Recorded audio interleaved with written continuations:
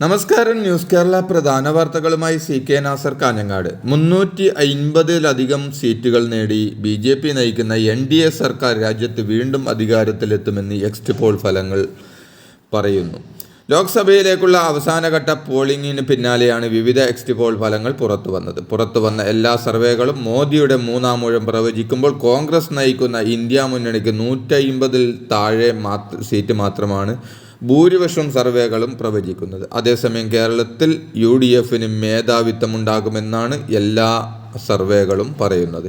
UDFന് 14 മുതൽ 19 സീറ്റ് വരെ പ്രവചിക്കുന്ന സർവേ LDFന് 1 മുതൽ 4 സീറ്റ് വരെയും NDAക്ക് 1 മുതൽ 3 സീറ്റ് വരെയും പ്രവചിക്കുന്നു. ഒരു സീറ്റെങ്കിലും എല്ലാ സർവേകളും NDAക്ക് പ്രവചിക്കുമ്പോൾ LDFന് ഒരു സീറ്റും ലഭിക്കില്ല എന്നും ചില സർവേകൾ പറയുന്നു. തിരുവനന്തപുരം, തൃശ്ശൂരും ആറ്റിങ്ങലുമാണ് BJPക്ക് സാധ്യതകൾ പ്രവചിക്കുന്ന മണ്ഡലങ്ങൾ.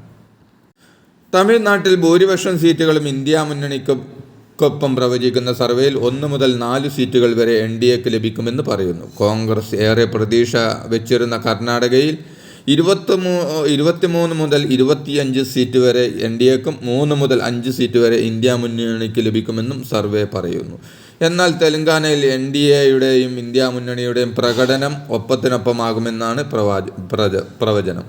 അതേസമയം ആന്ധ്രാപ്രദേശിൽ ജഗന് തിരിച്ചടി പ്രവചിക്കുന്ന സർവേ NDAക്ക് വ്യക്തമായ ഭൂരിപക്ഷം ലഭിക്കുമെന്നും പറയുന്നു.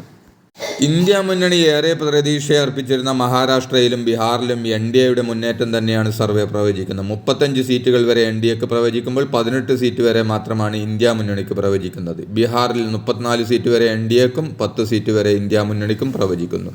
ഉത്തർപ്രദേശിൽ വൻ വിജയം പ്രവചിക്കുന്ന NDAക്ക് 74 വരെയും ഇന്ത്യ മുന്നണിക്ക് 12 വരെയും സീറ്റുകൾ, പശ്ചിമ ബംഗാളിൽ NDAക്ക് 24 സീറ്റുകൾ വരെയും തൃണമൂലിന് 21 സീറ്റ് വരെയും പ്രവചിക്കുന്നു. അരവിന്ദ് കെജ്രിവാളിന്റെ അറസ്റ്റോടെ BJP വിരുദ്ധ തരംഗം പ്രതീക്ഷിച്ച ഡൽഹിയിൽ ഇന്ത്യ മുന്നണിക്ക് ഏറെ പ്രതീക്ഷകൾ നൽകുന്നതല്ല എക്സിറ്റ് പോൾ ഫലങ്ങൾ.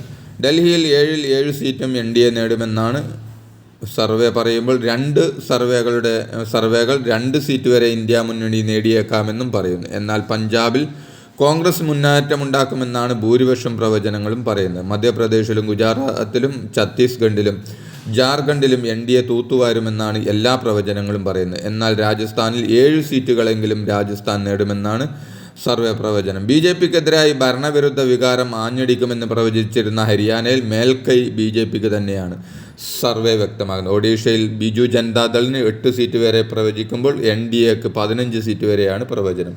ഒഡീഷയിൽ ഇന്ത്യ മുന്നണിക്ക് സീറ്റുകളൊന്നും ലഭിക്കില്ലെന്ന് സർവേ പറയുന്നു.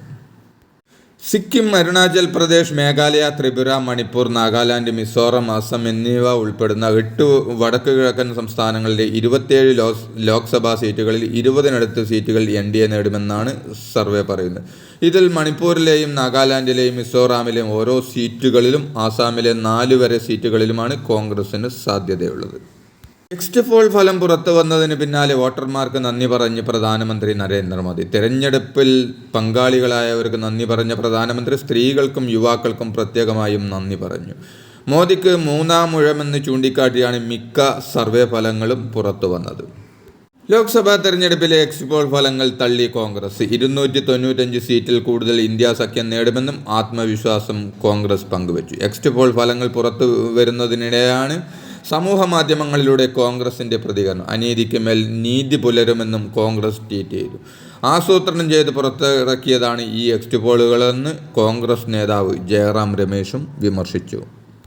എക്സിറ്റ് പോൾ സർവേ നടത്തിയവർക്ക് ഭ്രാന്താണെന്ന് CPM സംസ്ഥാന സെക്രട്ടറി MV ഗോവിന്ദൻ പറഞ്ഞു. CPM വിലയിരുത്തലിൽ അനുസരിച്ച് സംസ്ഥാനത്ത് 12 സീറ്റ് കിട്ടുമെന്നാണ് നിഗമനമെന്നും അത് തന്നെ കിട്ടുമെന്നാണ് ഇപ്പോഴും പ്രതീക്ഷിക്കുന്നതെന്നും ഗോവിന്ദൻ പറഞ്ഞു.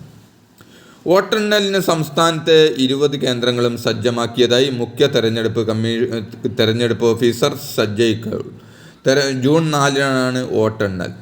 സുതാര്യവും സുരക്ഷിതവുമായി വോട്ടെണ്ണൽ പ്രക്രിയ പൂർത്തിയാക്കാനുള്ള നടപടികളെല്ലാം സ്വീകരിച്ചു എന്നും അദ്ദേഹം അറിയിച്ചു. രാവിലെ 8 മണിക്ക് വോട്ടെണ്ണൽ ആരംഭിക്കുമ്പോൾ ആദ്യം പോസ്റ്റൽ ബാലറ്റുകളായിരിക്കും എണ്ണുന്നത്. പോസ്റ്റൽ ബാലറ്റ് എണ്ണിത്തുടങ്ങി അരമണിക്കൂറിന് ശേഷമാണ് വോട്ടിംഗ് യന്ത്രത്തിലെ വോട്ടുകൾ എണ്ണിത്തുടങ്ങുക. SLC മൂല്യനിർണ്ണയത്തിൽ വീണ്ടും ഗുരുതര വീഴ്ചയെന്ന് പരാതി. കണ്ണൂർ കണ്ണപുരത്തെ നേഹ ജോസഫ് എന്ന വിദ്യാർത്ഥിനിയുടെ ഉത്തരക്കടലാസിലാണ് പിഴവ് സംഭവിച്ചത്. സംഭവത്തിൽ വിദ്യാർത്ഥിനിയുടെ കുടുംബം ബാലാവകാശ കമ്മീഷന് പരാതി നൽകിയിട്ടുണ്ട്. എല്ലാ വിഷയത്തിനും മൂല്യനിർണ്ണയത്തിനും ഉത്തരക്കടലാസിൻ്റെ പകർപ്പിനും അപേക്ഷ സമർപ്പിച്ചതോടെയാണ് പിഴവ് വ്യക്തമായത്. ബാർ കോഴ വിവാദവുമായി ബന്ധപ്പെട്ട് ബാർ ഉടമകളുടെ സംഘടനകളുടെ യോഗം നടന്ന കൊച്ചിയിലെ ഹോട്ടലിൽ ക്രൈംബ്രാഞ്ച് പരിശോധന നടത്തി.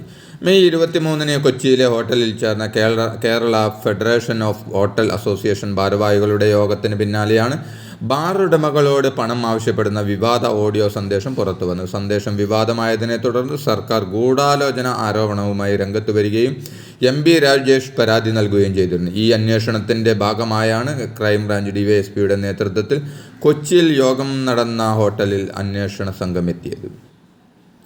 സർക്കാർ ജീവനക്കാരുടെ ശമ്പളത്തിൽ നിന്നും പ്രതിമാസം നിശ്ചിത തുക നിക്ഷേപമെന്ന രീതിയിൽ പിടിച്ചുവയ്ക്കാനുള്ള ജീവാനന്ദം പദ്ധതി ജീവനക്കാരുടെ പോക്കറ്റടിക്കുന്നതിനു തുല്യമാണെന്ന് പ്രതിപക്ഷ നേതാവ് VD സതീശൻ പറഞ്ഞു. മാസശമ്പളം കൊണ്ട് ജീവിതത്തിൻ്റെ രണ്ടറ്റവും കൂട്ടിമുട്ടിക്കാൻ പാടുപെടുന്നവരാണ് ഭൂരിഭാഗം ജീവനക്കാരെന്നും DA ഉൾപ്പെടെയുള്ള ആനുകൂല്യങ്ങൾ നൽകാതെ 15 മാസത്തെ ശമ്പളത്തിന് തുല്യമായ തുകയും സർക്കാർ ജീവനക്കാരിൽ നിന്നും സർക്കാർ പിടിച്ചു വച്ചിട്ടുണ്ടെന്നും സതീശൻ പറഞ്ഞു. ശമ്പളം എങ്ങനെ നിക്ഷേപിക്കണമെന്ന് തീരുമാനിക്കേണ്ടത് ജീവനക്കാർ തന്നെയാണെന്നും പ്രതിപക്ഷ നേതാവ് വ്യക്തമാക്കി. കോഴിക്കോട് മെഡിക്കൽ കോളേജിൽ അവയവം മാറി ശസ്ത്രക്രിയ നടത്തിയതിൽ ഡോക്ടർ ബിജോൺ ജോൺസന് ചികിത്സാ പിഴവ് സംഭവിച്ചെന്ന റിപ്പോർട്ട് മെഡിക്കൽ ബോർഡ് പോലീസിന് കൈമാറി. ഡോക്ടർക്ക് നോട്ടീസ് അയച്ച് കേസിൽ പോലീസ് ഉടൻ കുറ്റപത്രം സമർപ്പിക്കും. കഴിഞ്ഞ മാസം 16 4 വയസ്സുകാരിയുടെ കൈവിരലിന് പകരം നാവിൽ ശസ്ത്രക്രിയ നടത്തിയത്. വീട്ടുകാരുടെ പരാതിയിൽ മെഡിക്കൽ കോളേജ് നെഗ്ലിജൻസ് ആക്ട് പ്രകാരം സർജറി നടത്തിയ ഡോക്ടർ ബിജോൺ ജോൺസണെതിരെ പോലീസ് കേസെടുത്തിരുന്നു. ഇതോടെ ഇന്നത്തെ പ്രധാന വാർത്തകൾ സമാപിച്ചു. നന്ദി, നമസ്കാരം.